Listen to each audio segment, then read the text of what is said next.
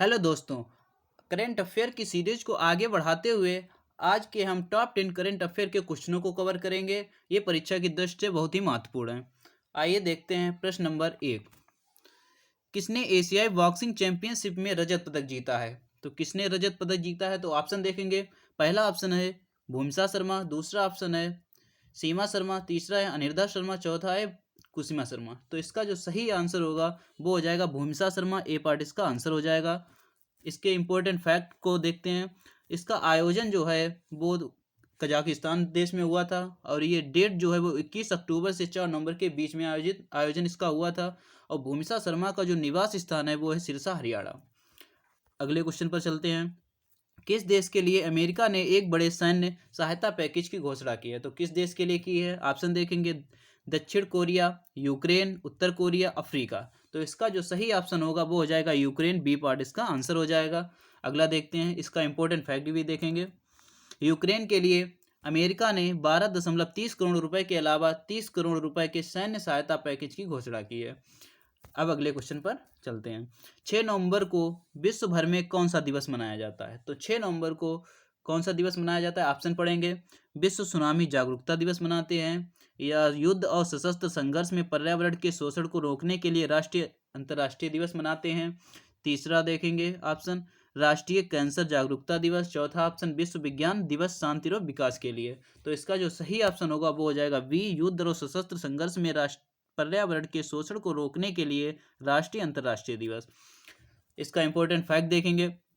5 नवंबर 2011 को संयुक्त राष्ट्र महासभा के ने हर वर्ष 6 नवंबर को मनाने की घोषणा की है। नेक्स्ट क्वेश्चन पर चलते हैं। एनटीपीसी रिन्यूएबल एनर्जी लिमिटेड ने किस राज्य में अपनी पहली परियोजना 500 मेगावाट का दया पार पवन परियोजना की घोषणा की है? तो किस राज्य में की है? तो ये राज्य का जो नाम है वो है गुजरात। आंसर हो जाएगा इसका डी पार्ट। अगला इसका इंपॉर्टेंट फैक्ट देखेंगे। इंपॉर्टेंट इसका जो फैक्ट है वो है अब इसकी क्षमता जो बढ़ाकर हो जाएगी वो हो जाएगी 73,874 मेगावाट। इसकी जो क्षमता हो जाएगी। अगले क्वेश्चन पर चलते हैं। Next question. किस मिशन द्वारा गंगा उत्सव के 7वें संस्करण का आयोजन नई दिल्ली में किया जा रहा है? तो किसका किया जा रहा है? तो उस मिशन का नाम क्या है? तो ऑप्शन देखेंगे। जिज्ञासा मिशन है, विज्ञान मिशन है, शिक्षा मिशन है, या राष्ट्रीय स्वच्छ गंगा मिशन है? तो राष्ट्रीय जिसका जो सही ऑप्शन होगा वो हो जाएगा डी पार्ट, राष्ट्रीय स्वच्छ गंगा मिशन। अगला देखेंगे। इसका इंपॉर्टेंट फैक्ट देखेंगे। इस कार्यक्रम में एनबीटी के सहयोग से नमामि गंगे पत्रिका के 33वें संस्करण, नई चाचा चौधरी श्रृंखला और गंगा पुस्तक परिक्रमा पर आधारित वॉयेज ऑफ गंगा बुकलेट का विमोचन किया गया है। नेक्स्ट क्वेश्चन पर चलेंगे।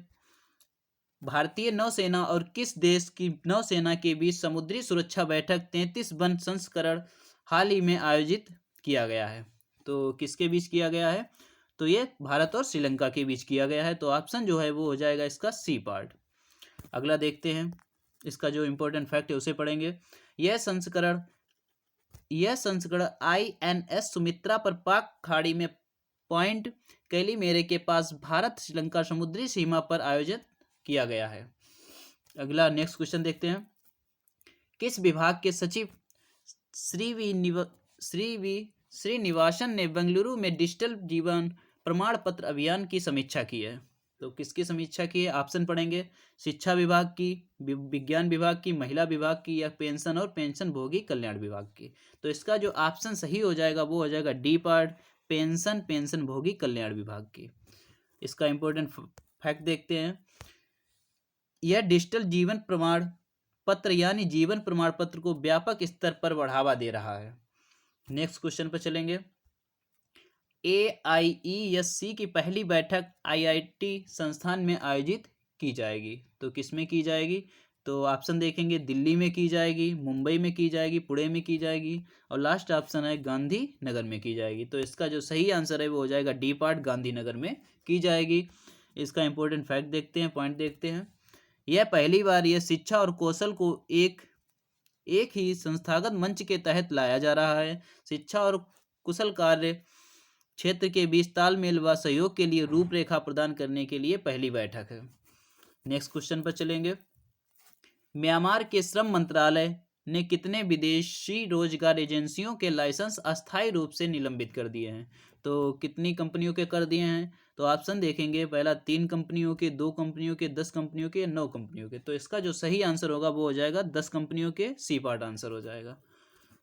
इसका अगर नेक्स्ट क्वेश्चन पर चलेंगे, प्रधानमंत्री अन्न योजना के तहत कितने वर्षों तक पीएम मोदी ने मुफ्त राशन देने का ऐलान किया है? तो कितने वर्षों तक ऐलान किया है? ऑप्शन देखेंगे, 5 वर्ष, 10 वर्ष, 8 वर्ष या 7 वर्ष। तो इसका जो सही आंसर होगा वो हो जाएगा 5 वर्ष, ए पार्ट इसका सही आंसर हो जाएगा। आपको वीडियो अच्छा लगे तो लाइक करें, सब्सक्राइब करें और दोस्तों के साथ शेयर करें। थैंक यू, धन्यवाद।